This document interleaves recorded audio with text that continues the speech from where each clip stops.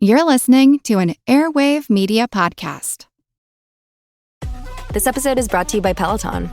Welcome to your Peloton Pilates era. Trusted by over 2 million members, experienced instructors with true Pilates expertise, offering classes for every level. Choose from 10 to 45-minute sessions with little to no equipment. Anytime, anywhere. And with the cross-training swivel screen, you can move seamlessly from cardio to mat. Press Pilates. Small moves, big impact. Find out more at onepeloton.com/Pilates.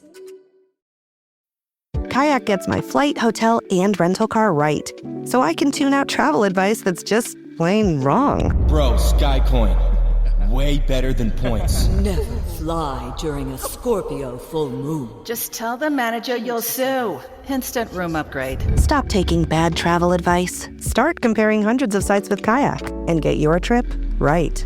Kayak. Got that right. Yo, Saturnalia! Yo, Saturnalia, can't leave you hanging. Hi, it's Jen. And Jenny. And we just wanted to take a few minutes to tell you about our Patreon. Our Patreon is what helps keep the podcast going. We don't make nearly enough to keep the podcast running without the support of our listeners. Did you know that Patreon subscriptions make the perfect holiday gift? And each subscription helps us keep this podcast going. It helps us keep the lights on. Subscriptions start at $3 a month. I'm not saying I talked to the Perkta about this, but if you got a subscription for yourself or others, I bet she'd go easy on you. Good Lord. Plus, patrons get exclusive extra episodes, early episodes, and your name mentioned at the end of one of our episodes and more. So please consider signing up to our Patreon at patreon.com/ancienthistoryfangirl. That's patreon.com/ancienthistoryfangirl. Happy holidays. The Indus Valley civilization calls us all out.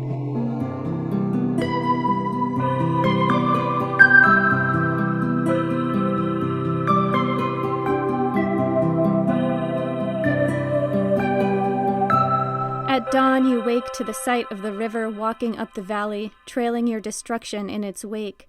It's closer than it was yesterday, and you know, all of you know, you'll die if you don't build. You do it fast, pile rubble in the ruins of the stately homes, build hastily on top.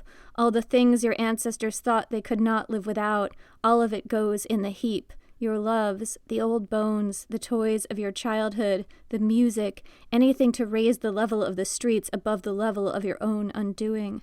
Your ancestors believed there was a right way to do things, the size and dimension of bricks, the weights to measure out the grain. In the old days, the city rang with music, with the cock's cry, with the bellow of the bull. There were 1,000 songs, and the children ran wild in these streets, knees skinned, they never knew the darkness. They grew fat off their own good works, and flowers bloomed in every garden. They would have no god but the river. They harnessed it like an ox is harnessed to a cart. They bound it with dams, siphoned it with canals, ringed their cities with it, invited it into their homes, sent it running beneath their streets. There was no place in the city you could not hear the river. Now the old bones in the back gardens whisper as you work, not one of us escapes the river. But you did not come to die. You came to save your life, to save your city. You believe you can bring it all back. Your hands sink into the muck, into the heap, the old bricks crumbling beneath you even as you build.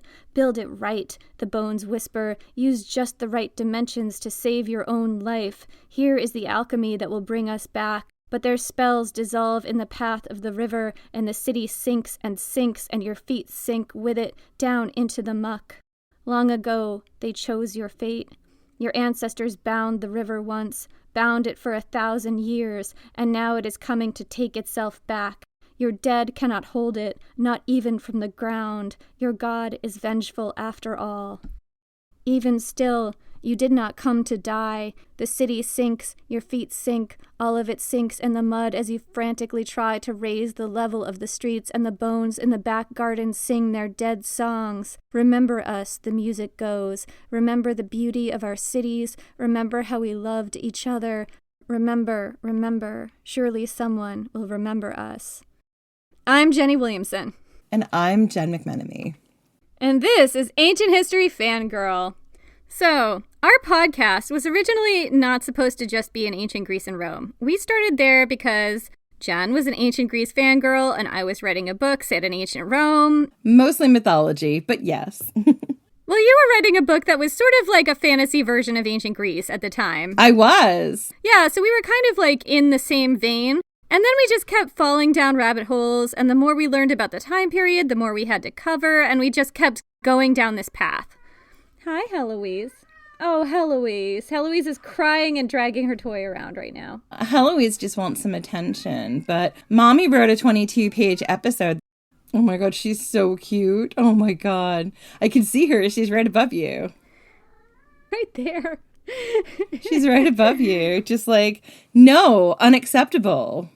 So we've done a lot of content about ancient Rome for that reason, but we never just wanted to be in ancient Rome, and our audience would sometimes push us to get out there and cover other things, as they should. We fall down a rabbit hole. It's hard for us to claw back out when you're deep in the patriarchy of Greece and Rome. We get really obsessive. It's almost like we built a podcast around our obsessions. One of the most commonly asked for areas our audience seems really excited about us covering is South Asian history, and for good reason, because ancient history in this region is fascinating. So for this season, where we're covering ancient mysteries from all over the world, one thing I felt I absolutely had to cover was the oldest, most sophisticated, and extensive Bronze Age civilization that we, in fact, even know about today, which was in South Asia. It's the Indus Valley civilization. So roughly 80 cities and towns, I think, have been unearthed that were part of this civilization. The biggest one, perhaps the most important in its time, was a city called Mohenjo Daro, Mound of the Dead Men. Wait, let me see that again. Mound of the Dead Men. She has actually been practicing this. She texted me to tell me she was practicing her voice for this. I was practicing my creepy Mound of the Dead Men voice. Mound of the Dead Men. Mound of the Dead Men. Mound. Need to get that baritone in there. Mound of the Dead Men. Could you get Cucullin to say it for us?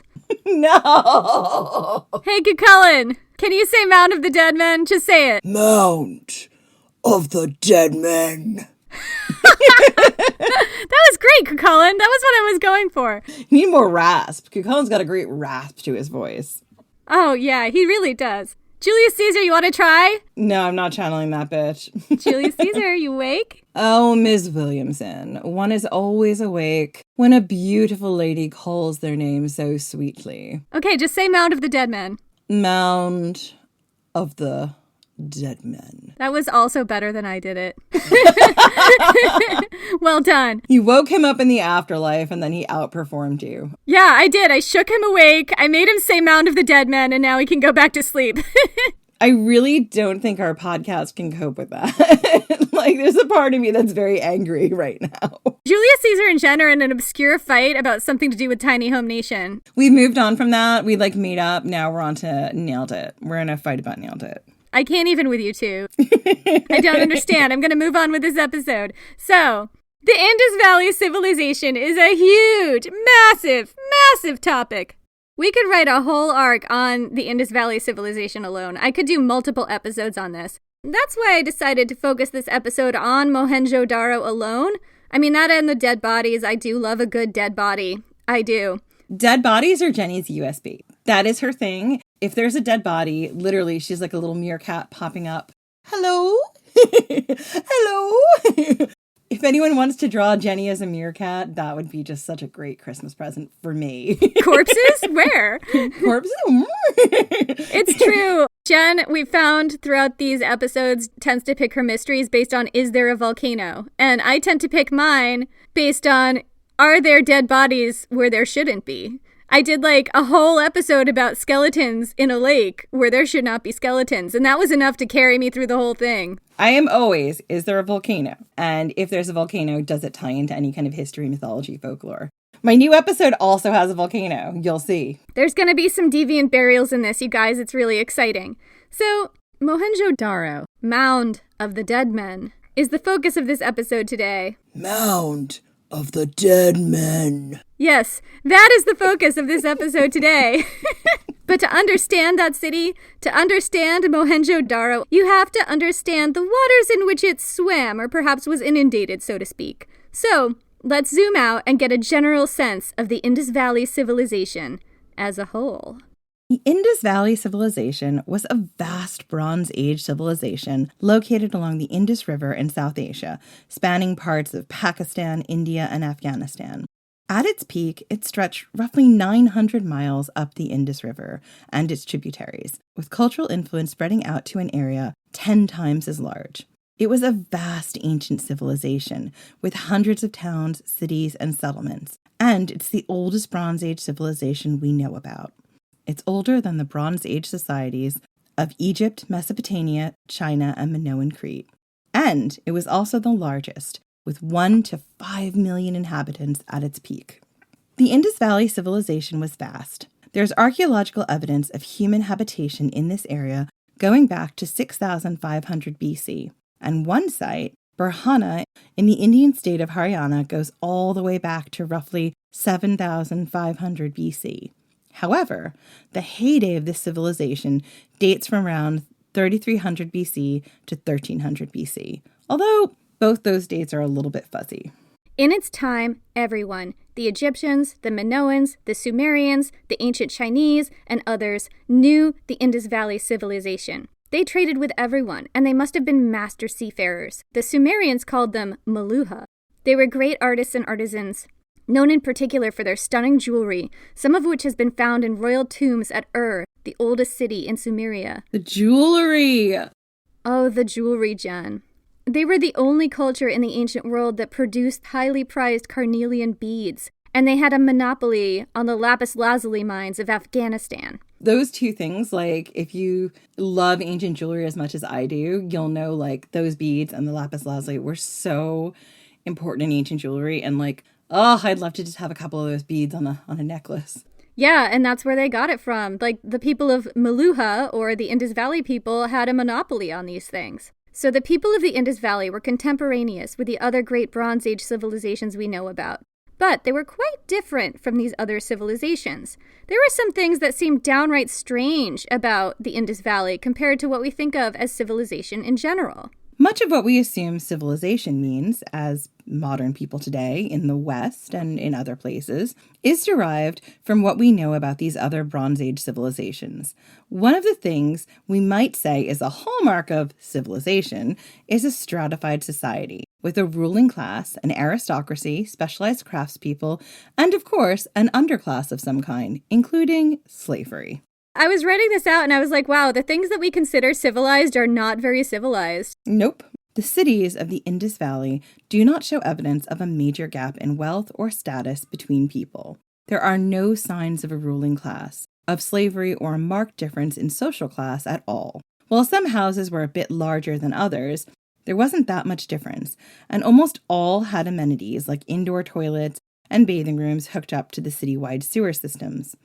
There are no palaces, no temples, and no signs of religion. Yeah, the Indus Valley civilization is just radically different from other cultures that we've covered so far, and that's why it's so fascinating. You know how when we were talking about the land of Punt, we very briefly mentioned a hydraulic society where they control the water and that was their power? This might be the case with the Indus Valley. A little bit unclear what their social structure was, but we're going to talk about that. So another thing we tend to associate with civilization is conquest. The great cities of ancient Greece and Rome, Egypt, Assyria, and others all expanded their territory by conquering their neighbors. That's how, we're told, a civilization goes from small family bands to larger cities, then eventually to city-states and empires. You can't have civilization without violence and conquest, right? Right? Right? Taking a dark turn. Clearly, the Indus Valley would beg to differ. The Indus Valley begs to differ. There is very little trace of war in this society. Few objects have been found in excavations of Indus Valley cities that could have been weapons, and even those could also have been non-violent tools. Like, there are a few things that maybe possibly could have been weapons, but also could have had a non-weapon use. The cities sometimes had walls and other earthworks, but their purpose seemed to be protecting against the seasonal floods of the Indus River rather than defending against invaders.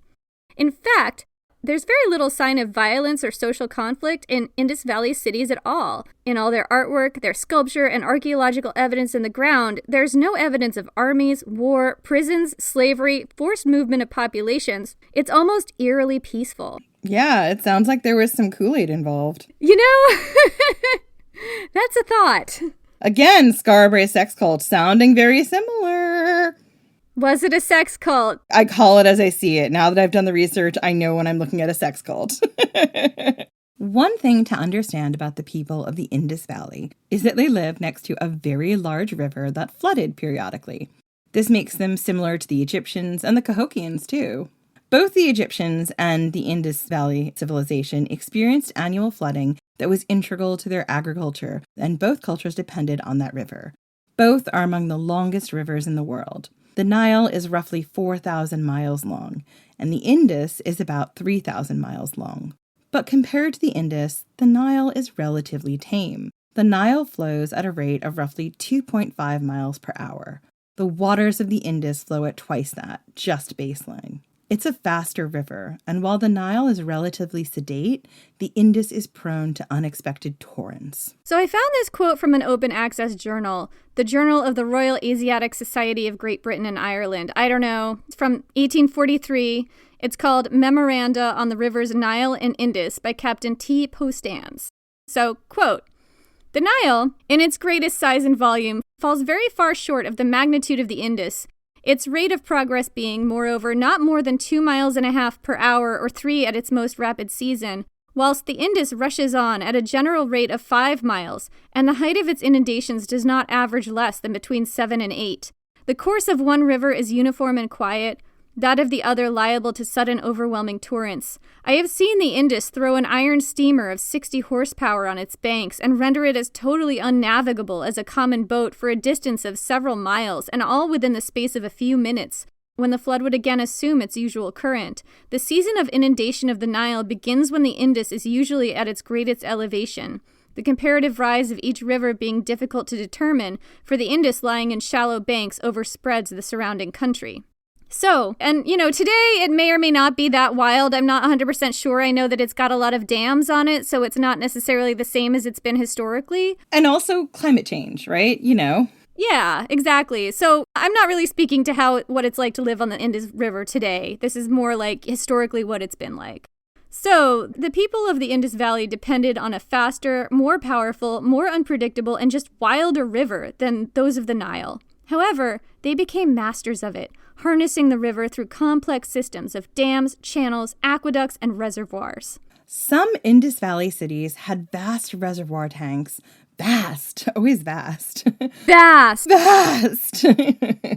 But massive loads. Vast reservoir tanks. I find this exciting. I don't know why. I hope you do too. I mean, I do, but I just have found a way to turn everything into like a smutty romance novel. I also take it in the spirit of a smutty romance novel because it's fucking astounding. It honestly, the architecture and the engineering of the ancient world astounds me because I don't understand modern engineering. And it's kind of like then you look at these things the ancients built, and I'm just like, they do that. Like, what was the trial and error process? I don't know. It's just magic. Anyway, some Indus Valley cities had vast reservoir tanks surrounding the walled city with a complex system of channels and dams that were designed to capture excess floodwater and carry it to those reservoirs.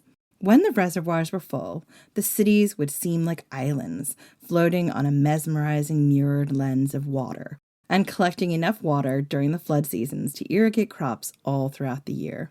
The Indus Valley civilization did not appear to have kings or emperors or priests or even a religion, but they must have had some kind of centralized organization, because their cities were all remarkably uniform. The mud bricks they used to build their structures were all of a uniform size. The weights they used for measurement were also uniform. And so was the way they harnessed water, both on a large and small scale. In addition to taming the vast and wild Indus River for irrigation, they collected rainwater in deep wells and reservoirs throughout their cities, had city-wide sewer systems hooked up to working indoor toilets and baths in each house, and complex networks of channels and gutters that took sewer water outside the city. Wherever you were in an Indus Valley city, any Indus Valley city, you were probably within hearing distance of running water. And probably no vampires. Really good protection against vampires. That's another factor. Ancient vampires. And all these cities would have had to be planned in advance, betraying a systemic approach to city planning. These were not just people settling haphazardly wherever there was a free spot on the riverbank. As someone who might live in a city that grew up a little more organically, I feel a bit called out. They're calling us all out. They're like, look at all these wars, look at all this systemic oppression, look at all of this Slavery and income gap. It's just wealth inequality, yeah. Stratified society, The Indus Valley civilization calls us all out. They were a vast, sophisticated, and very ancient culture of peace-loving traders and artists who were masters of the river, loved flowing water, took a lot of baths, we'll get into the baths, and did not seem that interested in dominating each other or their neighbors. Who'd have thought you could have a civilization like that? But also ancient people who took a lot of baths. Love that water. I am here for them. They were more interested in creating amazing jewelry and art, keeping themselves clean, making babies, sex cult, hydroponically engineering their cities to a ridiculous level, and getting rich. Filthy rich. It sounds like a pretty great life to me. I mean, look, if I had to pick an ancient civilization to live in, this is probably the most livable. Yeah. So that's the Indus Valley civilization. In many ways, Mohenjo Daro is similar to other cities in the Indus Valley, pretty much the same. And in others, it's actually quite unique. So let's talk about it. Let's do it. Let's break it down. Mohenjo Daro is located in what's today Sindh, Pakistan. The name means Mound of the Dead Men in Sindhi. This wasn't what it was originally called, but unlike most ancient cities, we actually have a small clue as to what the ancients may have called it. There's some speculation it may have been something like Kukutarma, based on analysis of seals found in the city. The name means City of the Cockerel, or, as Jenny has put in brackets for me, City of Cocks. Thanks, Cucullin. He's just hanging around today, just like, hey, it's been a while. I'm going to say things in a deep, raspy voice for you. We might just call upon him to do that periodically, because... Why not, if you've got a direct line to him? So, moving on. Mohenjo Daro was built around 2500 BC. Scientists think that around 40,000 to 80,000 people could have lived there at its peak. The city was rigidly planned. It's the oldest planned city in the world. It's built of the signature Indus Valley red mud bricks, all standard sizes, built so well that even today you can wander down streets and alleyways in the city between towering walls. It's perhaps the oldest Bronze Age city in the world, where that's still possible. Most Indus Valley cities have a similar layout, and that's what we see in Mohenjo Daro as well. The city has two distinct neighborhoods, the Citadel and the Lower Town. The Citadel was built on a raised hill to the west, significantly higher than the Lower Town and separate from it. So the Lower Town, I'm going to talk about that first. It's considerably larger than the Citadel. This is where people were believed to have lived, just like the residential area. It's located lower down and to the east. Archaeologists believe this town was built quickly, laid out on an orderly grid, mostly of small residential homes with some workshops. Residential houses were built with several rooms around an open courtyard. There were separate rooms for different purposes: cooking, sleeping, bathing, even more bathing. The entrances tended to be found on side alleyways, not on the main streets.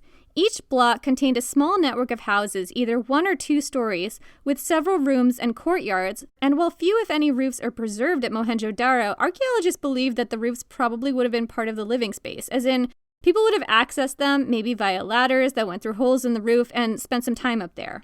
Like other Indus Valley cities, there was not a lot of wealth inequality present in the Lower Town. While some houses were bigger than others, they were mostly similar sizes. There didn't seem to be a wealthy and non-wealthy area of town. What you did see was a level of comfort present even in the smaller houses. Almost all the houses in the Lower Town had a bathroom with indoor toilets. We cannot stop stressing the indoor toilets. I spent a lot of time on the toilets, you guys. Indoor toilets, are unheard of. The only other place we've seen an indoor toilet is freaking Scarborough, okay? It's flushing toilet, yeah. It's a flushing toilet, which is amazing. That had its own complex network of sewers. Like, I mean, I would say this is more complex just because it's so much bigger. no, I'm talking about this one. I'm talking about this toilet. But I'm saying the only other place we have seen an indoor toilet is Scarborough, which is much, much smaller. In fact, the Indus Valley civilization may have been the people who invented the toilet. Is that right? That's what I've seen. That's the word on the street, Jen, is that the Indus Valley civilization may have invented the toilet. Thank the Indus Valley civilization that you have a toilet in your house that flushes. I'm just saying, like, Scarborough is definitely older. Well, the Indus Valley civilization goes, like, back to 7500 BC, according to some accounts, so...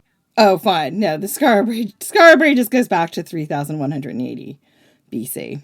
So Mohenjo Daro, it goes back to 2500 BC. The Indus Valley civilization's heyday is maybe 3500 BC, but the Indus Valley civilization, depending on how you define that, because it's a little fuzzy. 3500 still older. It's still older. I'm just being like, let's just make sure. Yeah, we're good. These people may have invented the indoor toilet. I mean, Scarborough probably didn't have much contact with the Indus Valley people, so they probably invented their indoor toilets independently. Yeah, and we don't know how exactly the Scarborough toilets would have worked. They probably weren't as complex. And they definitely weren't as complex as the ones here in the Indus Valley. I'm happy to say that. I will say that they're kind of similar. It's just on a much bigger scale. Yeah, they would have been two civilizations that I do think at this point in time would have existed very much in silos from each other, which I don't normally say.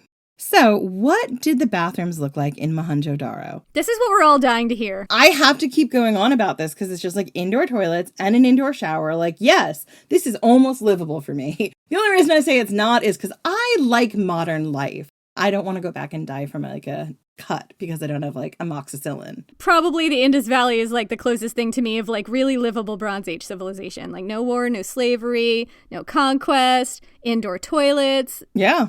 So what did the bathrooms look like in Mohenjo Daro? These were usually small, rectangular, or square rooms with brick-paved floors that sloped toward one corner where the water would run toward a drain. The drain would connect to the brick-lined sewer system built beneath the entire town. And we'll talk a little bit more on that later.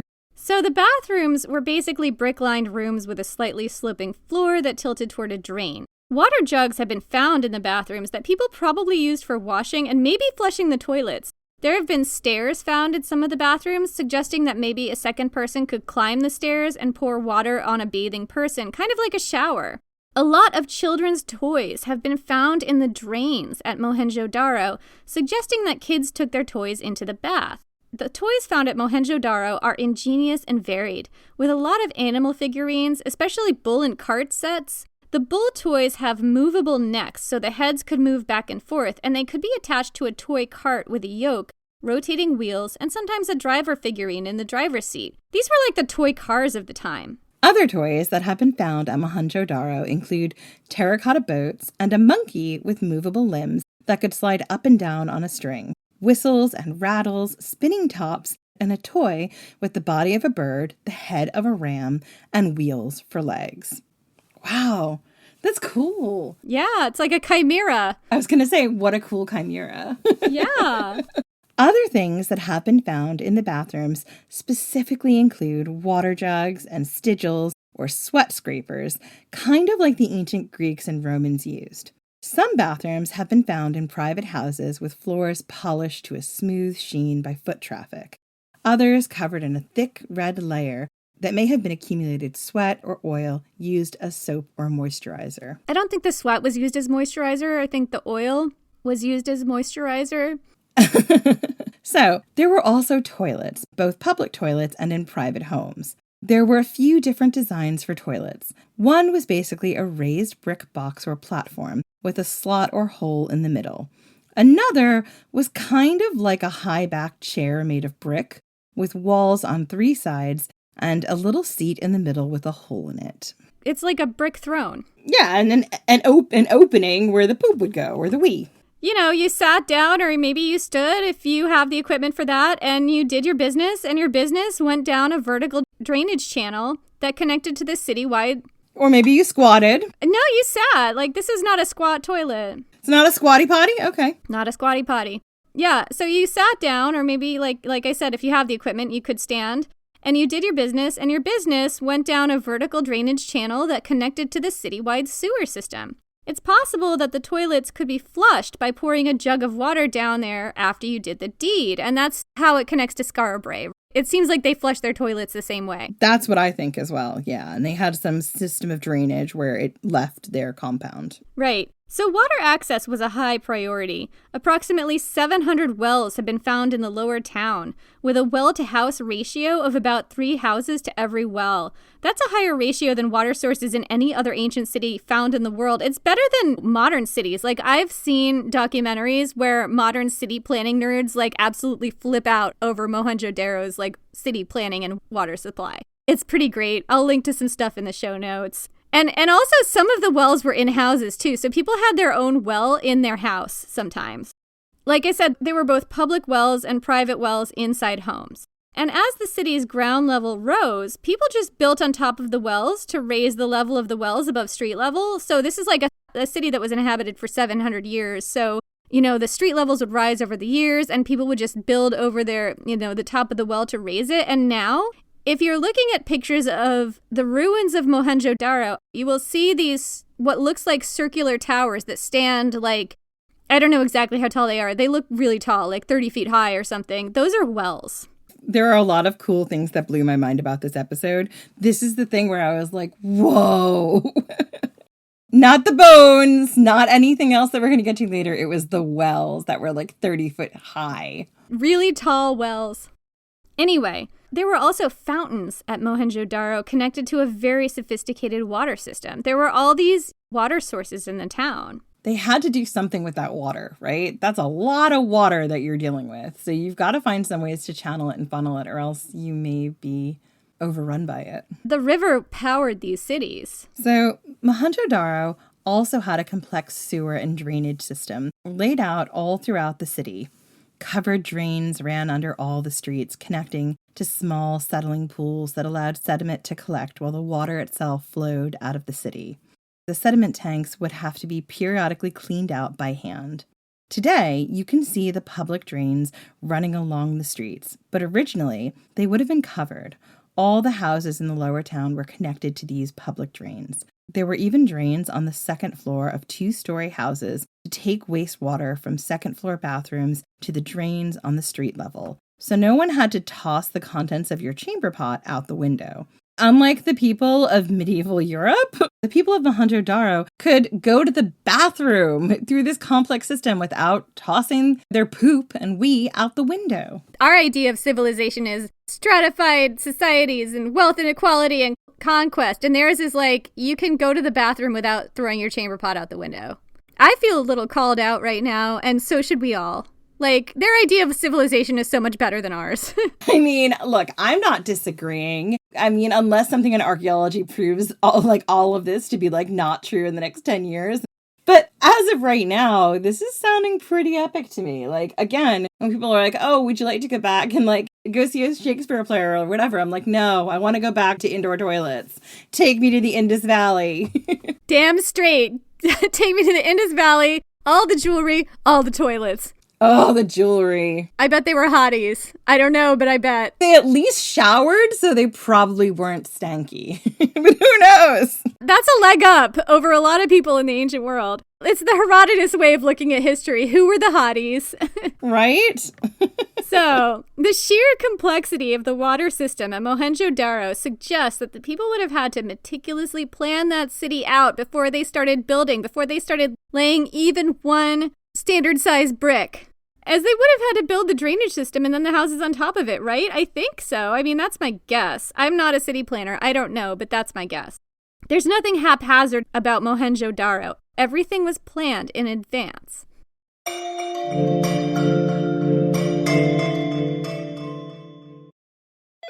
LifeLock, how can I help?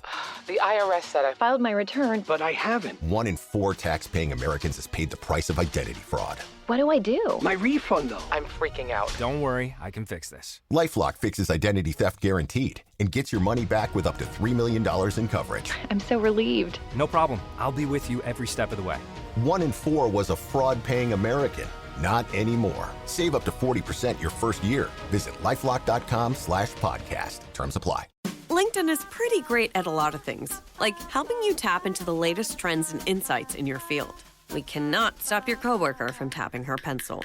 LinkedIn can help you find new jobs that align with your career goals. We cannot help you find the source of that weird smell in the office fridge. Ew. And while we can't stop your coworkers from bringing their hobbies into the office, LinkedIn can help you bring your career to the next level. LinkedIn is the network that works for you. TaxAct knows filing taxes can be confusing, so we have live experts on hand who can help answer any questions you may have. Questions like, can I claim my SUV as my home office if I answer work emails in my car? If I adopted 12 dogs this year, can I list them as dependents? And, am I doing this right or am I doing this very, very wrong? Our experts have the answers to those questions and many others. TaxAct. Let's get them over with. That's basically the lower town, so let's take a look at the Citadel. The Citadel was to the west of the lower town, raised several meters above it on a man-made brick and earthen mound. And this in itself is not unusual. In fact, almost all Indus Valley cities had this exact layout: a citadel to the west on a raised earthen mound, and a lower residential area to the east, also on a raised mound but not quite as high. But Mohenjo Daro Citadel has a few unusual features. Perhaps the most notable is the Great Bath. The Great Bath is a huge pool, 897 square feet in area and about 8 feet deep, with stairs at both ends. Studies show it was originally lined with bitumen to make it waterproof. We don't know what the Great Bath was for. Was it a public bath like the Romans had, open to all? Was it a religious ritual bath reserved for priests or special ceremonies? Was it only for the upper classes or the ruling class? We can't say for sure, but no sign of priests or religion or a ruling class has been found at Mohenjo Daro. That doesn't stop people from making assumptions like these, though. Well, that's the thing about it, is that when you're reading about Mohenjo Daro, a lot of the time you come across these assumptions like, this pool was for the ruling class, but nobody actually knows that. That's a lens we're looking at it from, being more familiar with ancient societies that had more stratified levels of society. Yeah, and we don't know that that existed here because we haven't found the evidence of it. Exactly. So the Great Bath is not the only mystery at the Citadel, however. The other structures here are just as mysterious. Several large buildings have been found that have been categorized as administrative buildings, but we don't really know what they're for. One is the Pillared Hall, a large structure about 90 feet by 90 feet. It's like square. It had 20 square brick pillars inside, standing in 4 rows, although only 2 still exist today. It seems like the floor was partially unpaved but had strips of paving running from north to south, with rows of bricks set on edge lining each paved strip. At some point later in its history, a wall was built east to west across the room, dividing the space. We don't know why or what the original use of this building was. Another building was the College Hall. The College Hall was a large complex of 78 rooms and colonnaded courtyards. Historians think it may have had 2 levels. Early archaeologists thought it was a quote-unquote priestly college, or the home of an elite priest class. But again, no evidence of religion at this city or indeed in this building has ever been found. Another building is the Great Granary. This is a third huge building, which originally had a wooden superstructure. Wall divisions are still visible that some historians have claimed were grain storage bays, complete with underlying air ducts to keep the grain dry. Other historians, however, have argued that there was no evidence anywhere in this building of any grain, suggesting that it wasn't a granary at all. I have my own theory about what the Citadel was for, and this is my own lens, just based on what I've read. I think that it was for flood refuge. It was raised above the lower town area. It had a very large reservoir that you could put fresh water in. It had buildings that you could have large numbers of people stay in for shelter, and it had a large area for food storage. Makes sense to me. Exactly. That's what I think. I mean, obviously, I could be wrong. I haven't seen other archaeologists make that claim, so who knows? It could be my own fan fiction, but that's what I think. Well, particularly when you have a river that rises very quickly and relatively unpredictably, right? Like, when it rises, it happens fast. So you would want to store everything somewhere high with a lot of space for people, just in case Right, exactly. Like you can keep like a reservoir of food that would be hopefully out of reach of the floods. A lot of the interpretations of buildings in Mohenjo Daro, especially in the citadel, involve flights of fancy from scholars in the early to mid 1900s.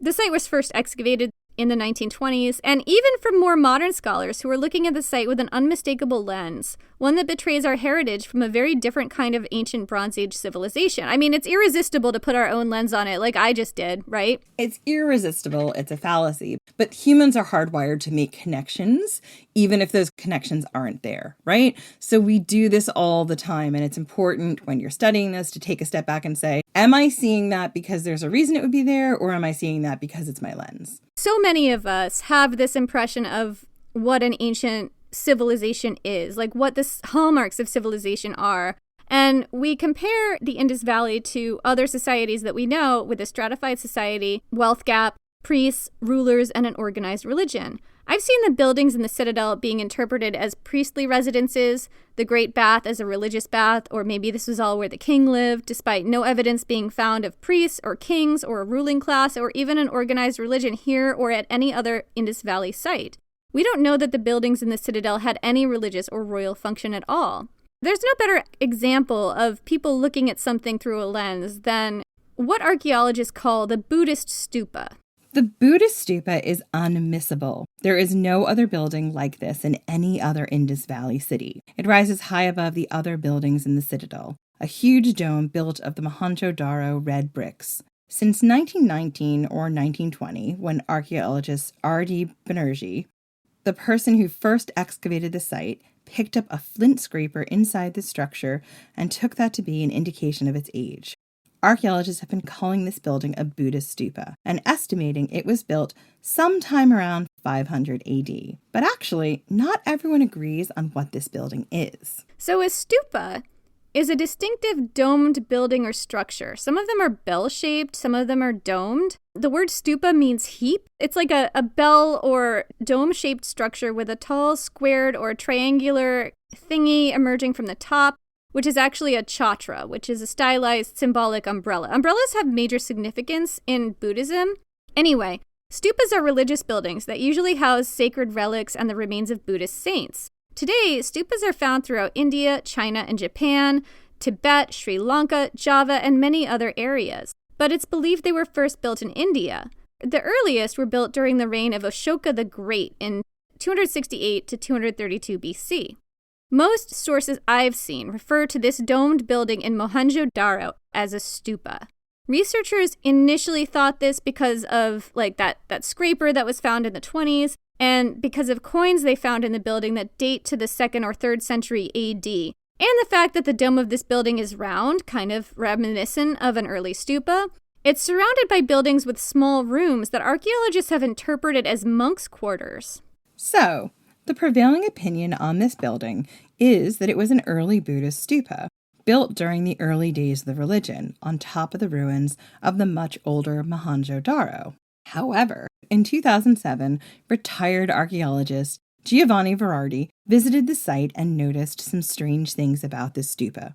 For one thing, Buddhist stupas are usually built to align with the cardinal points on the compass. This building wasn't. And while a few coins were found from the later Buddhist period, there were no other artifacts found from then, no pottery or other evidence of later habitation here. And you'd expect that if this was a later Buddhist site. In fact, you don't see any other images or hallmarks you might expect in a stupa. Images of bodhisattvas, scenes from the life of the Buddha, no Torana or chhatra, nothing. Of course, some of these elements are a bit delicate and might not have survived the years, but I feel like if there was a chhatra there, this sort of stylized umbrella, they would at least see the ruins of that if it fell down, and that has not been found. Furthermore, artifacts that have been found in the buildings surrounding the dome, the so-called monks' quarters, do date from the Indus Valley time. There isn't anything found that date from, the period of time when people were building early stupas. The stupa is built with Indus Valley bricks, and the alternate theory is that it was contemporaneous to Mohenjo Daro. In fact, Verardi theorized that it could have originally been a step pyramid with 2 access ramps. The stupa, or the alleged stupa, hasn't been fully excavated, and that would need to happen before we get any definitive answers on the nature of this building. However, if it turned out that the stupa really is a Mohenjo Daro era building, maybe even originally a step pyramid, that would be groundbreaking, because that would make it the first, potentially, religious building ever found at an Indus Valley city. How was the culture of Mohenjo Daro socially organized? This is baffling to archaeologists and historians in modern times. We keep wanting to impose our lens on Mohenjo Daro to make it something that seems more familiar to us based on the ancient societies we're more familiar with. We look for signs of kings, priests, chieftains, and religion based on our own assumptions and the thinnest of pretexts. There are no or very few signs of wealth inequality at Mohenjo Daro. There are no palaces, there are no prisons, and there's no sign of slavery.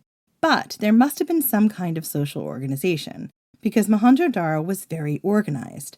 The city was meticulously planned out before it was built, on top of an elaborate water management system. The city was planned and built quickly, all at once. It didn't just arise organically as more people settled there. All Indus Valley cities were like this. They all had, mostly the same layout, a high citadel to the west and a lower town to the east. This suggests that the society was tightly organized, not just at Mohenjo Daro, but across hundreds of cities throughout the entire 900-mile Indus Valley territory. That speaks to a high level of organization that didn't just start and end at Mohenjo Daro, but was, influential throughout this region. Weights and measures in Mohenjo Daro were standardized. In fact, they were of standard sizes and weights throughout the Indus Valley civilization. This suggests that trade was highly regulated and controlled as well. How is that control maintained? In societies we're more familiar with, the ancient societies of Egypt, Rome, Greece, the Assyrians, etc., stuff Jen and I have covered, usually the use of violence becomes monopolized by the state. It's the state that goes out and conquers other territories. And if there's a dispute between individuals, it's the state that determines who's guilty and punishes that person accordingly. You're not supposed to go out and get vigilante justice, although people did. The Indus Valley civilizations, as vast as this territory was, did not seem to have any violence to it at all. These people were not warlike. Very few, if any, weapons have been found at Indus Valley sites, including Mohenjo Daro, and no depictions of fighting or war. Mohenjo Daro did not have walls, although it did have some guard towers that stood to the west of the town. It did have multiple brick embankments built around the city, some 25 feet high, but archaeologists think that these were for flood protection. As for religion, as we've said, there's no real sign of religion at any Indus Valley site, and that does include Mohenjo Daro as well. However, there are some really intriguing clues that there may in fact have been a religion, and that these point to the city as being the birthplace, or maybe one of the birthplaces, for one of the world's oldest and largest religions. Leaving aside the stupa, which may or may not have actually been a stupa, there are some signs other than that. And to be clear, these signs are very tenuous and not accepted by everyone. But I'm going to talk about them anyway because I find this fascinating. So Hinduism is one of the world's oldest religions. It's believed to be around 4,000 years old, and today it has around 900 million followers, mostly in India, some other places of the world. The word Hindu means river in Sindhi, and it was the river that ruled the lives of the Indus Valley people.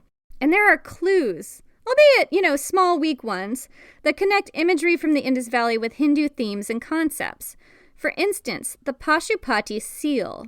The seals in Mohenjo Daro and other Indus Valley civilizations are quite mysterious. Thousands of them have been found throughout Indus Valley sites.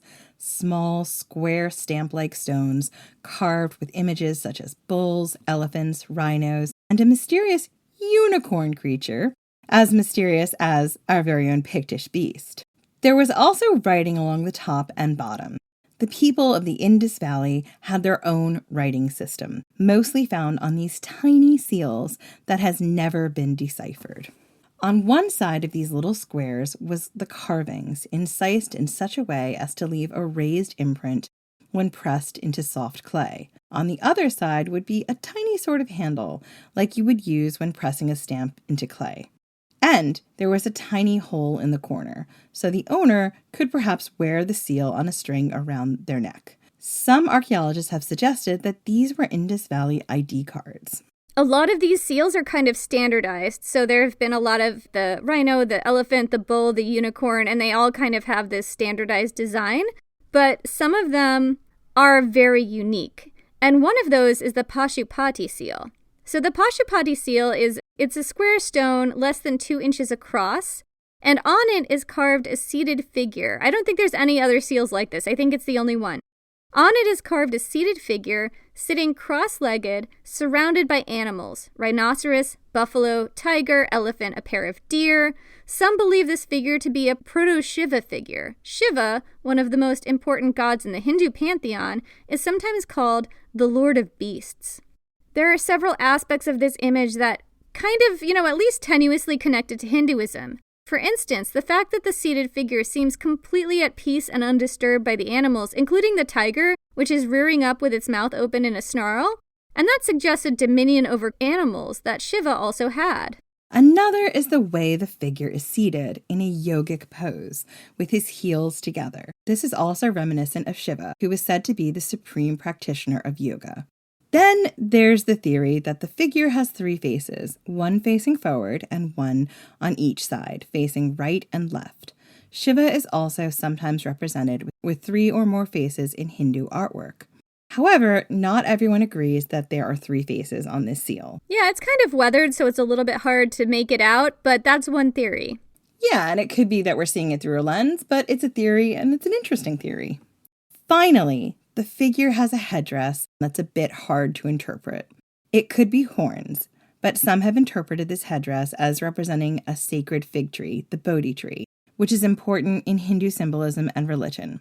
It's also, incidentally, the tree that Buddha found enlightenment under. So it's also important to Buddhism as well. So I can see what the problem is here. It's like you do have now 2 lenses who both want that tree to be a certain thing. Oh, absolutely. And this is part of the story of Mohenjo Daro is there are so many lenses put on it, including on this tiny seal and including on things as big as the stupa. Incidentally, there's another seal. This is my favorite, Jen, that depicts another strange scene. A man with a horned headdress similar to the figure on the Pashupati seal, standing under a sacred fig tree like in the Pashupati seal, with a human head placed before him on a stool. Here we see the cult of the severed head, coming to us from another place in the world. I just love the cult of the severed head. I love it. It's so exciting.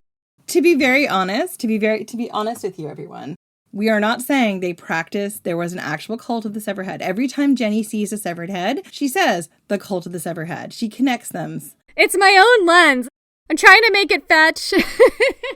This is Jenny's own cult that she has cultivated. I know I made a dad joke. That she has cultivated across all of the history and cultures that we have been looking at.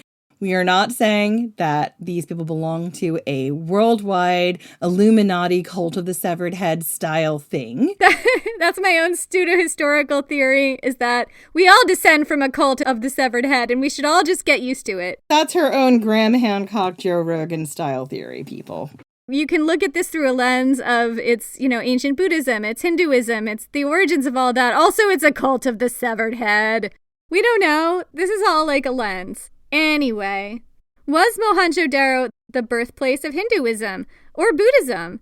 Or was the Indus Valley more generally the birthplace of either of these religions? There is one more clue that points toward a connection with Hinduism, and it is about the water. The people of Mohenjo Daro and the Indus Valley were masters of mighty rivers. They harnessed the vast floods of the powerful Indus River to fill their reservoirs and irrigate their fields. They lived and died by control of that river and control of water more generally. And you can see in their vast public sewage systems, there are massive loads in the vast public sewer systems that are huge. If you need a place to find the massive loads of the ancient world, look to the Indus Valley. So, they lived and died by control of that river and control of water more generally. And you can see in their vast public sewage systems, their houses with indoor bathrooms and plumbing, that these people were very concerned with personal cleanliness. Yeah, I like that. I am here for the cleanliness factor. These are cities of 40 to 80,000 people, so cleanliness would have been really important just in terms of keeping disease down. Personal cleanliness is also very, very important. You can see that like every house had a bathing room. Did their concern for personal cleanliness and control of water eventually evolve into Hindu beliefs? The Hindu religion holds that all rivers are sacred. The word Hindu means river in Sindhi. While there are many different religious beliefs under the umbrella of Hinduism, generally purification rituals play a big role, including bathing in sacred rivers such as the Ganges as a way of purifying the body before important religious rituals and festivals. Yeah, and this is something that I have not done, a deep dive into Hindu religious beliefs. This is just one theory I've seen posited. Did these beliefs spring from an ancient culture that depended on a huge, possibly sacred river for its very life, and that built its society around water and cleanliness? Was the Great Bath at Mohenjo Daro a sacred pool for ritual bathing? Maybe. There's a lot we don't know, and many religious beliefs don't leave a mark in the archaeology. A preoccupation or commitment to ritual cleanliness may be one of those. You want to know why? Because you don't write down your mysteries. We know that. If you're religious, particularly at any point in time, you have your coded mysteries and you don't want to share them with anyone else. It's got to come down organically through your training. Well, yeah, monopolization of information was a big thing in the ancient world. In the Hindu beliefs, I believe the great epics, I think the earliest ones that I'm aware of were written down in the maybe 400s BC, and they at least theoretically talk about a time much earlier, maybe around the 1700s or something BC. I have to double check those dates. But you see them written down much later. During the Bronze Age, it was pretty common to not write down your religious beliefs. A lot of religions were kind of mystery cults where people would keep a monopoly on that information, and you only learn the mysteries if you were inducted in. Yeah, and there's several reasons for that. Some of those mysteries were involved in taking some kind of psychotropic substance, which made you susceptible to whatever the belief in the mystery was. I just think about, again, growing up Catholic, it's let me explain to you how transubstantiation works. The difference between whether or not you believe a priest is blessing wine and bread and turning it into something from Jesus, or that's a symbol, is a huge schism that split the Christian religion, right? If explaining that to you sounds a little weird and funny as a 21st century person, think about how explaining some of these other mystery cults would have been to outsiders. You wouldn't have written that down. And we only know about this because people wrote it down, particularly when they left the religion or were creating handbooks for the religion. Hundreds or thousands of years later sometimes. And that's what I'm trying to explain here. I understand why mystery cults didn't write this down, because some of it you would only believe once you've been fully indoctrinated into it. And others, it is that monopolization of information, right? You don't want people to know so they can't go off and create their own whatever sect of this religion. And the other bit is maybe people won't believe you and make fun of you. I get that. A lot of this is our own lens. Huge lens is being put on all of this right now. The Hindu religion, the Buddhist religion, the cult of the severed head, which I keep trying to make fetch, Jen's Catholicism, all of this. Which I'm not trying to make fetch. I'm just trying to explain how a modern thing divided a major religion. Well, right, but when you have a basis in one religion, even if it's clearly not the same thing at all, that tends to color how you see things. It does. And it colors how you look at other religions. It's oh, okay, I get why this wasn't written down for power reasons, and also for I don't know, is anyone gonna make fun of me for my secret beliefs, and then I have to interrogate them, and then that's a whole nother power move. That's if I have to interrogate them, and I might not believe it because I'm not on whatever drugs I'm normally on when I do this, then... You mean I have to think about this sober? You mean Dionysus will not be with me when I'm thinking about why I'm tearing apart a deer? Why would you tear apart a deer if you're not under the influence? It's not half as fun. Exactly, and why do I want to think about it later? I just want to think about the frenzy of slaying the patriarchy while I'm, high. Hear, hear. We all feel that way, Jen. Right? To me, that's the other side. It's yes, the power and the monopoly of it. And then it's also if we tell people what we do after dark, how judged are we going to be? Right, but that's a belief that you and I understand and sympathize with that might have been totally alien to the people of Mohenjo Daro because they might have had a totally different experience. We don't know. And also remember the very tiny, tiny amount of people who probably could read and write in the ancient world. It seems like everybody had an ID card with writing on it. So I bet people were literate. I can't say for sure. And people don't 100% know that those were ID cards, but it's a question. Yeah, it's all fascinating.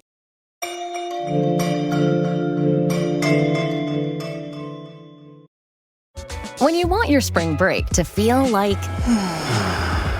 and your kids' pool day to feel like...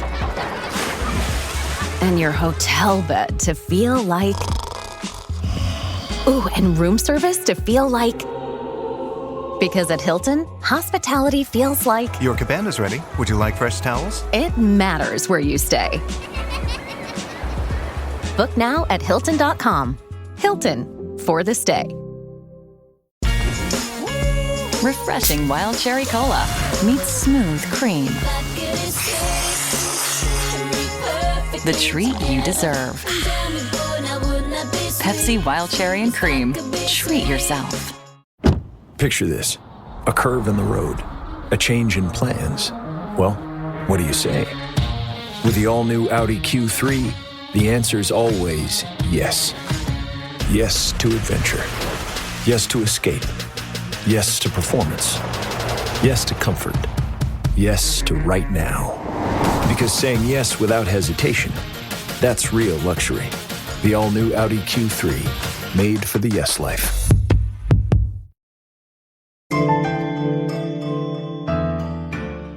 Let's move on to a different section of this episode, which is about this mindfuck, of this mindfuck, which is about the Mohenjo Daro massacre. This is the reason Jenny wrote this episode. Be honest, Jenny. I love a good deviant burial. Archaeologists will be quick to tell you that there are no signs of violence at Mohenjo Daro. There are no weapons, no signs of fire or collapse or war. The fortifications were built to defend against the river, not other people. It would be easy to conclude that the people of the Indus Valley simply didn't do war.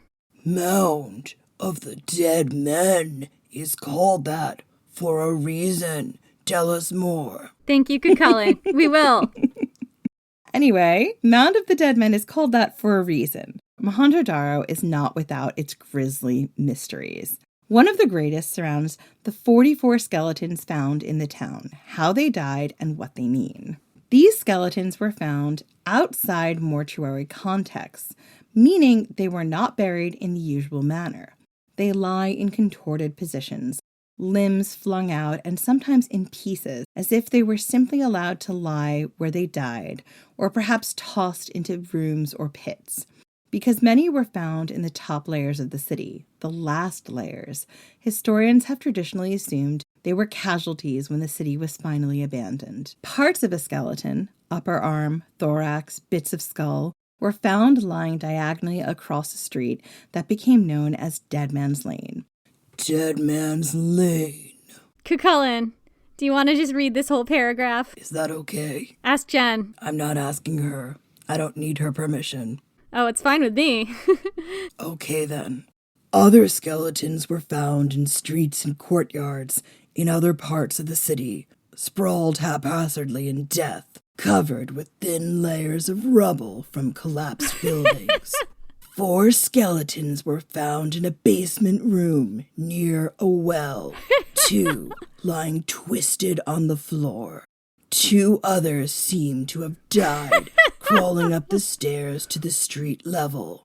9 skeletons, 5 of them children, were found in strangely contorted attitudes and crowded together, quote unquote, at the bottom of what appeared to be a pit, as if they were tossed in and left to rot. That just makes that paragraph like 19 times more metal. It really does. Thank you, Cucullin. That was real hardcore metal shit. As you wish, lady. This is why I'm single, because Cucullin. That's why everyone's single, because of Cucullin. Not all for the same reason, though. No, but he broke so many different men and women for so many different reasons. Sweet baby bisexual Jesus. Sweet baby bisexual Cucullin. So, here's how Paul Bond, author of Written in Bones, How Human Remains Unlock the Secrets of the Dead. Excuse me. Written in Bones, How Human Remains Unlock the Secrets of the Dead. Good job, Cucullin. Quote! Quote. I'm telling him he has to stop. It's not his podcast. He disagrees. He's like, it actually is. People prefer me to you. People prefer me and Julius Caesar to you. That and the severed head of Crassus. I'm sorry. I can't even remember what his voice was like, the severed head of Crassus. Man. I don't think he did a lot of talking. I think most of his acting was nonverbal. I think he was strangely, largely a prop. He'd be vociferously angry at that. Oh, he would be so angry. So anyway, quote, in a room with a public well in one area of the city were found the skeletons of two individuals who appeared desperately to have been using their last scraps of energy to crawl up the stair leading from the room to the street. The tumbled remains of two others lay nearby. Elsewhere in the area, the strangely contorted, quote within the quote, and incomplete remains of 9 individuals were found, possibly thrown into a rough pit. In a lane between 2 houses in another area, another 6 skeletons were loosely covered with earth. Archaeologists who uncovered the first of these skeletons interpreted this as a massacre. The theory goes that sometime around the 1900s to the 1700s BC, fierce chariot-riding Indo-Aryans from up north swept down and ransacked the wealthy Indus Valley. They massacred the inhabitants and destroyed the cities and caused the downfall of this peace-loving trading civilization. The bodies at Mohenjo Daro, the theory goes, were the last defenders of the city, brutally slaughtered when the Indo-Aryans overcame their defenses. In fact, in 1945, archaeologist Sir Mortimer Wheeler famously declared that, quote, on circumstantial evidence, Indra stands accused of slaughtering the defenseless, peace-loving people of Mohenjo Daro. This theory is not widely accepted today, although it's also repeated as fact in some mainstream sources. One problem with it is that aside from the bodies, there are no signs of violent destruction at Mohenjo Daro. There are no weapons, no armor, no broken chariots, no arrowheads, no signs of fire. The skeletons show little, if any, signs of having died violently. If these were defenders of the city, why doesn't even one of them have an arrow in the vertebrae or a knife strapped to their belt? Why are none of them wearing armor or holding weapons? And I can see not having armor, but they would have had some kind of weapon. Right, if they're defenders of the city, even if they're not martial, they would have had, maybe a shovel that they grabbed up that they were using as a weapon. Like, we're not seeing any of that. Yeah, they would have had knives on them, something. For that matter, why were all of them found in the lower town?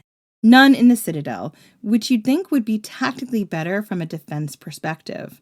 There's also the question of whether these skeletons actually belong to the last layer of Mohenjo Daro. The time period these skeletons belong to seems to be a bit muddled. And again, we've talked to you about what it looked like in a siege in the ancient world. There would have been things that would tell us why these people would have been in a siege. And we're just not seeing that beyond the absence of fire and weapons. There were just it just doesn't look like a siege is what happened here. So, numerous skeletons have been found lying in the streets, covered loosely with piles of rubble and debris. Archaeologists in the past have interpreted these skeletons as victims of violence in a raid or siege, left to die where they fell. But others dispute this. Some say that the bodies were legitimate burials. Part of the problem is the confusing context of the skeletons within the layers of time at Mohenjo Daro. So Mohenjo Daro, I think, was active for, 700 or 800 years, maybe more, maybe 1,000 years. And that's a lot of, layers of habitation. Yeah, and they frequently flood. Those layers can easily be crashed into each other. You know what I mean? Right, or disrupted for various reasons. So that makes the chronology a bit muddled. For instance, 3 skeletons were found in a courtyard that had been filled in with rubble. And at first, archaeologists assumed that these were victims of a massacre, maybe murdered in the courtyard. However, modern scholarship suggests that the skeletons weren't from the time of the courtyard at all, that they were from much later and perhaps buried in the rubble after the courtyard had been filled in. 6 skeletons were found in a narrow lane in one neighborhood, covered over with loose earth and rubble. Again, earlier archaeologists thought they were victims of a massacre. But today, it's believed that these skeletons came from a later time period than the buildings around them, and that they were buried here deliberately long after the street they were found on had been built over. So somebody was digging down into older layers and putting those bodies in there, is the theory. You know who does that? Fucking murderers. That's a thought. Honestly, right? Who does that? Who digs deep into the layers? Murderers hiding a body. Right. So maybe we've got some kind of a true crime scenario here. Yeah, exactly. Says your true crime loving, tipsy war elephant. Well, we should get Debbie Felton back on. I'm sure she'd have things to say. Ancient serial killers of Mohenjo Daro. I'm here for it. So, even the skeleton in Dead Man's Lane may not have originally been where it seems to have been. Studies suggest that the lane where the skeleton was found dates from the intermediate period of Mohenjo Daro. The skeleton was found buried in rubble that accumulated there long after the lane became disused. Some modern theories suggest the skeleton was originally buried under the floor of a house that was built on top of this lane in the late period. See serial killers hiding their bodies when the city is abandoned, and they're like, I'll go on to another city and live a life as a normal person, but also I'm a murderer. The ancient world was a playground for serial killers. That's my theory. They could be in the cult of the severed head and they don't even have to hide it. See, everything comes back to the cult of the severed head. Oh, absolutely, 100%. But that's what I'm saying, right? Like, so easy to do that and then just walk away. And to be fair, I don't think any of these the skeletons have actually been decapitated, so I don't think they were part of the cult of the severed head. Probably not. Anyway. In fact, while earlier archaeologists thought all of these skeletons dated to the late period and were perhaps killed in one traumatic event, more recent carbon dating suggests otherwise. While some of the skeletons are indeed from the later period, others appear to be earlier by about 1,000 years. Even those 14 bodies in room 74 of House 5 are hard to interpret. Photos of these skeletons are the most grisly and most often reproduced. If you Google the skeletons of Mohenjo Daro, you'll probably see pics of them, lying tangled and sprawled amidst rubble and ruined walls. In The Mythical Massacre at Mohenjo Daro by George F. Dales, the author states, quote, "The most celebrated group of skeletons, the photograph of which is usually published to provide visible proof of the quote-unquote massacre, was found in the area of room 74, house 5, HR area. The interpretation of this grisly discovery was not even agreed upon by the excavators themselves. Mr. Hargreaves, who did the actual excavating, and I could be wrong, but I think this was all in the 1940s maybe, thereabouts, states that because 4 of the 14 skeletons were found above the ruins of the southern wall of the room, the entire group belongs to a date subsequent to the decay of the building, and thus to a period posterior to the abandonment of the latest stage of the city. Marshall, the overall director of the excavations, says on the other hand, this does not seem to be proven. He points out that the building belongs to the intermediate period of the city, and that this entire area was covered over and rebuilt in the late period. The assumed late period remains were not preserved at this part of the city. It's probable that they had eroded away. Marshall suggests that the skeletons could belong to the interval between the intermediate and late periods. Furthermore, he observed that the twisted, intermingled positions of the bodies are those, quote-unquote, likely to be assumed in the agony of death than those of a number of corpses thrown into a room. There is no reason whatever for doubting that these burials date from the declining years of Mohenjo Daro's prosperity, stated Marshall, but he didn't suggest that they represented any final massacre of the population. It's a little bit difficult for me to parse this all out because I don't think all of these skeletons have been carbon dated. I think a lot of the time they're trying to figure out how old they are based on their context in the archaeology. But anyway, so you have this one archaeologist, Marshall, saying, yeah, they probably weren't massacred, just tossed into a room. Okay, but that's also weird, right? Like, even if these bodies weren't violently killed, the way they're buried is weird. Like, we all agree on that, right? It's weird, and like just all these bodies being tossed into a room to leave where they die. Like, were they bodies or were they maybe people with some kind of plague? The people of the Indus Valley had ritualized burial customs, pretty much like everybody else in the Bronze Age. Or anyone else ever. I mean, we all have them. Yeah. They tended to bury their dead in rectangular brick-lined pits, sometimes in coffins, their bodies aligned with their heads to the north and feet to the south. They were buried with grave goods, usually pots. Women were sometimes buried with copper mirrors. If these were just normal burials, where are the grave goods? Why are the skeletons so twisted and sprawling? Why were they buried in such a disorderly fashion? And you would think, in a society as obsessed with order and cleanliness as the people of the Indus Valley, they would be meticulous about how they buried their dead as well. Even if those 14 bodies weren't killed in a massacre, surely there was a societal breakdown of some kind to make the fastidious people of Mohenjo Daro toss a bunch of bodies in a room.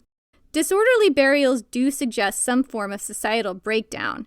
It's possible this happened at multiple points in Mohenjo Daro's history. Before we talk about the real societal conditions that could lead to these skeletons being tossed in rooms or buried in haphazard fashion in the ruins of an earlier city, let's take a little side quest and talk about a popular pseudoscientific theory that has sprung up around Mohenjo Daro and these bodies. Please, all of the sarcasm, all of the sarcasm that I'm imbuing here is called for.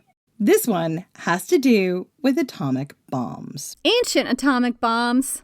Ancient atomic bombs, okay? I'm so here for this. Let's do it. Because the ancients split the atom. I mean, look, they probably could have. We give the Indus Valley people a lot of credit here. So, the claim here is that the skeletons of Mohenjo Daro were radioactive. They were tested and found to be 50 times more radioactive than normal. When was the testing done? I have so many theories about why that might be the case. This is going to shock you to hear. They were not tested for radioactivity at all. I know. Okay. Bodies were found strewn across the streets, some of them holding hands, although we haven't seen any holding hands in the photos. There's nothing about them holding hands anywhere in the actual archaeology that I've seen, but this is what's in the lore. This is the lore. This is the urban legend. And what happened here wasn't a massacre, Jenny. It was a nuclear blast, an ancient nuclear apocalypse. These people were struck down in an atomic blast 4,500 years ago. You kind of trended into Cucullin a little bit. No, he wanted to come out for that last word. He did. He felt very strongly. He wanted that gravitas. Cucullin, do you wanna help me with this? No, I like the way you read. Oh, that's really sweet. He likes to listen to you. I'm glad it's listen and not watch. He could watch if he wants, but I'm not doing anything particularly sexy right now. I'm gonna move on. This is usually backed up by descriptions of the powerful weapons in ancient Indian epics like the Mahabharata, which do sound kind of like atomic missiles and things, and which pseudoscientists love to cite as examples of ancient world-ending technology. It's a whole thing. It is true that the skeletons at Mohenjo Daro are weird, even deviant burials. It's questionable that they were massacred. However, how true are these other claims about, atomic bombs and shit? Okay, I did a bit of tracking down of some of these claims. The claim that the skeletons of Mohenjo Daro are radioactive appears to have appeared on the internet and gone viral sometime in the 2000s. No, something dodgy on the internet in the 2000s? Never. Shocker. It's got this weird sort of twisting history. So the original claim is based on a passage in a book called Technology of the Gods, The Incredible Secrets of the Ancients by David Hatcher Childress. I feel like that dude wants to make Atlantis and white supremacy fetch. Your instincts are right on. I always know if I hear something of the gods. I'm like, yup. I know where this is going, kids. He is a pseudo-historian and self-published author who refers to himself as a rogue archaeologist. The claim that he makes isn't original to him. He sources it from somewhere else, which gets it from somewhere else, which gets it from somewhere else, and I actually put together the entire chain. Well, other people did, and I put it together here. Exactly. And, when you have a Russian nesting doll of claims, like... That's what this is. Literally Russian. So he gets the claim that he's making everything on to a different book called Riddles of Ancient History by a Russian pseudoscientist, A. Gorbovsky, that dates from 1966, originally in Russian. Gorbovsky was a science fiction aficionado, a fellow pseudo-historian enthusiast. Did he have any Hugos? We don't know. Was he a copywriter? I can't say. Was he a Manhattan copywriter? No, he was a Russian copywriter, pseudo-historian enthusiast. He wrote a number of things about how you can think yourself into winning the lottery, that poltergeists are real, and also divination. You get the idea of where this guy was coming from. So Gorbovsky also wasn't the original source for this claim about the radioactive skeletons. No! Shocker! He's getting it from a different article. This one from two Russian academics in 1962 who are citing a different source from 1960. A report by a British academic describing radioactivity levels in a bone from ancient Egypt, currently in the British Museum. That article concludes that the radiation levels in the Egyptian bone were not out of the ordinary compared to modern humans, by the way. So, The claim about the skeletons from Mohenjo Daro being radioactive was passed through, 4 or 5 different sources in this weird game of telephone, and turns out not to be about skeletons from Mohenjo Daro at all, and also not about radioactive skeletons, since the bone in question turned out not to be unusually radioactive. This is a claim based on nothing. Nothing! I've seen some people call it Soviet propaganda, which is probably not wrong. It's not wrong considering, that is an area that the Soviets fought with for a while. So they would have reasons for making this a radioactive claim. I will say, I totally agree with you. As soon as I saw that it's in the British Museum and it's radioactive levels up to today, it's do you think you dug it up and left it in the modern world for a while and it's absorbed our radiation just like we did? Is that why the radioactive levels are the same as today? Another claim, which appears in the book Atomic Destruction in 2000 BC by David Davenport, states that some of the artifacts at Mohenjo Daro had been glassified or fused by heat as high as 1,500 degrees Celsius. He also claims there's an epicenter in the city that's about 50 yards across where everything was fused or glassified. This is also held up as proof of an atomic blast that happened in the city. So this has been debunked. I just need to I feel like I read it really properly, but this has been debunked. Archaeologists say that what Davenport takes as an atomic epicenter is actually an ancient trash yard where artisans dump broken pots made by vitrifying sand in kilns that could generate high temperatures. High enough temperatures to glassify things, I guess. Absolutely. They would have generated something that high to glassify something. And when you're looking at the type of jewelry they produced and other things from that area, of course you would have had kilns that could have gotten super hot. And then you're not even taking into account if any of these caught on fire or the outside conditions, or if some things were hot enough to glassify, would that maybe have had some effect in the layers and sediment of things below it? Mm-hmm. So sure, the material in that area may have been subject to extreme heat, just in a kiln like we get today. So it looks like the claim that an atomic bomb went off at Mohenjo Daro is inaccurate. And it's stupid anyway, because Mohenjo Daro is made of brick. If an atomic bomb had gone off in Mohenjo Daro, it would have vaporized the city, or all of those bricks would have been irradiated. You would be able to find it in the bricks. This is a mud brick ancient city. If you set off an atom bomb in Mohenjo Daro, there would not be Mohenjo Daro anymore. What are you talking about? But not even that. You could fucking test, just to say you wanted to give them the benefit of the doubt. You could test a brick. It would be in that brick. You could test the sediment between the bricks, the glue keeping it together. I'm done. I'm out. I'm out on this theory. I don't know if there was in fact mortar. That's actually a really good question. Anyway, so the city of Mohenjo Daro was abandoned sometime around 1700 BC, although the dates on that are fuzzy. I've also seen dates of 1900 and 1300 BC, although I think 1300 is the date of the entire Indus Valley collapsing. It's a little bit hard to tell. Either way, it's clear that before the city died, there was a period of serious societal decline. The evidence is there in the latest layers of habitation in the city mound. An excavation of the later layers was done in 1965, so kind of a while ago, but it was described in Expedition magazine, and I'm going to quote that here. So, quote, "Immediately below the surface of the mound, we found a thin, poorly preserved level, which suggests a squatter-type occupation.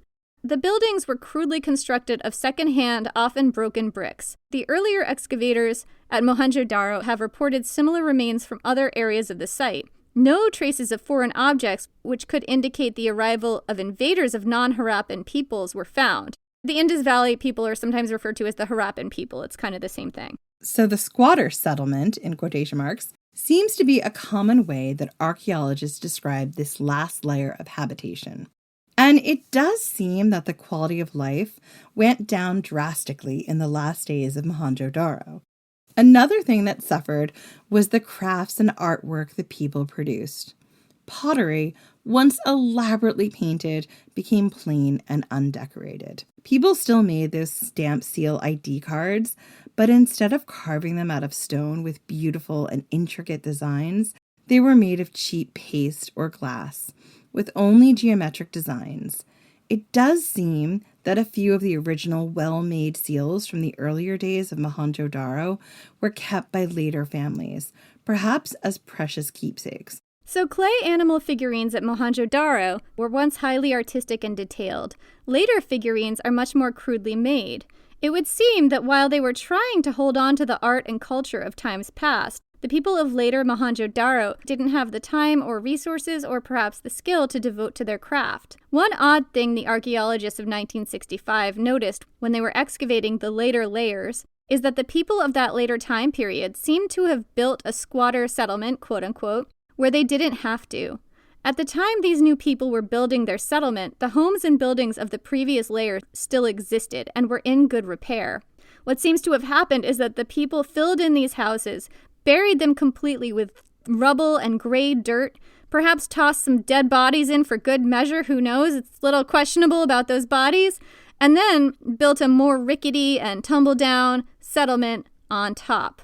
Why? There's a real simple reason: floods. Some archaeologists believe that the people of Mohenjo Daro were trying to raise the level of the city to protect it from rising floodwaters. Archaeologists have found flood deposits as high as 30 feet above the surrounding floodplain, and this may have contributed to the downfall of Mohenjo Daro. It's this time period that many of the skeletons discovered at Mohenjo Daro date from, although not all of those skeletons date from this time period. One theory is that they died not of a massacre, but of disease carried by waterborne illness brought in by repeated floods and standing stagnant water. It's possible that a plague swept this community, perhaps multiple times, which would explain why the dead were buried in such a haphazard fashion. When large numbers of a community die from plague, societal structures and customs often break down, including normal burial practices.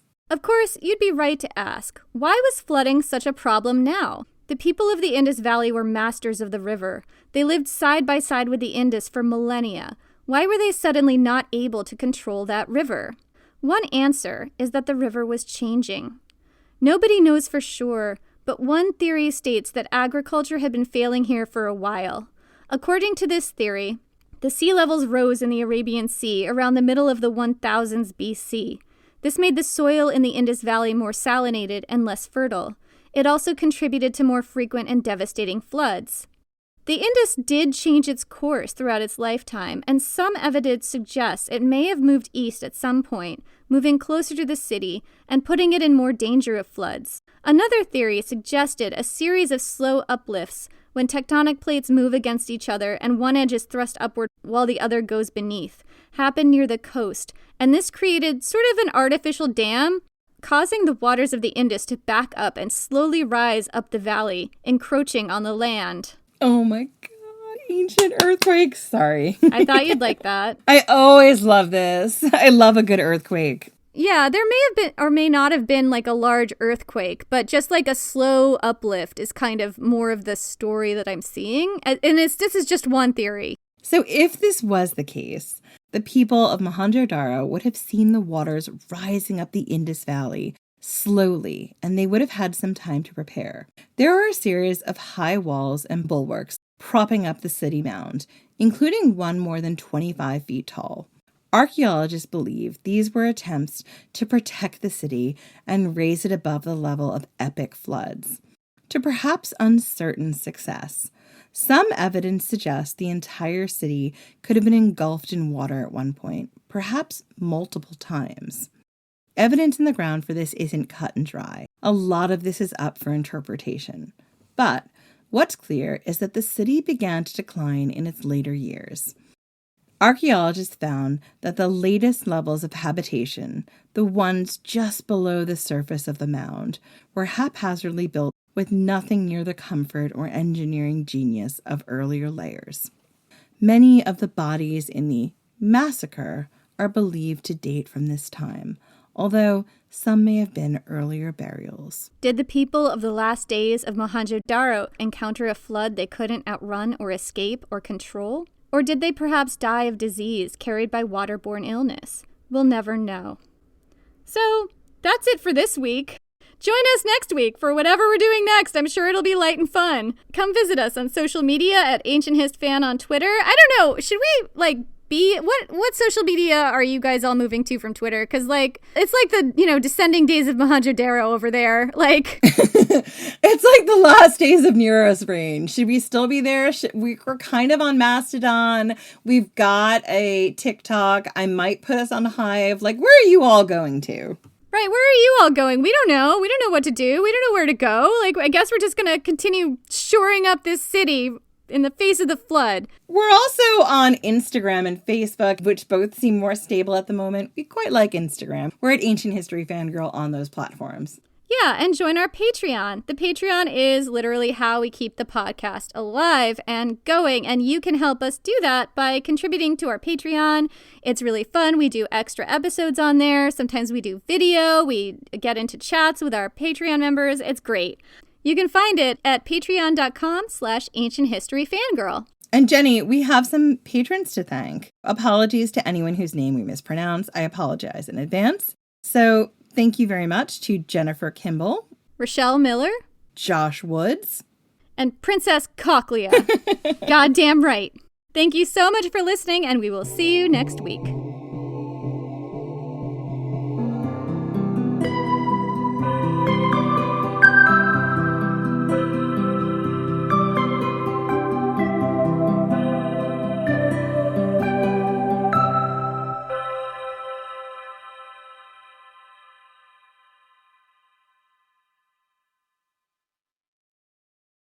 Take the scenic route in Abercrombie's new spring collection, designed for weekend getaways. Full of layers like sweaters, dresses, and matching sets that take you from happy hour straight to a weekend upstate. The piece on everyone's radar is their new reversible trench coat. It's navy on one side and a coastal plaid on the other. The perfect spring staple. Get your closet ready for spring plans. Shop Abercrombie in the app, online, and in stores.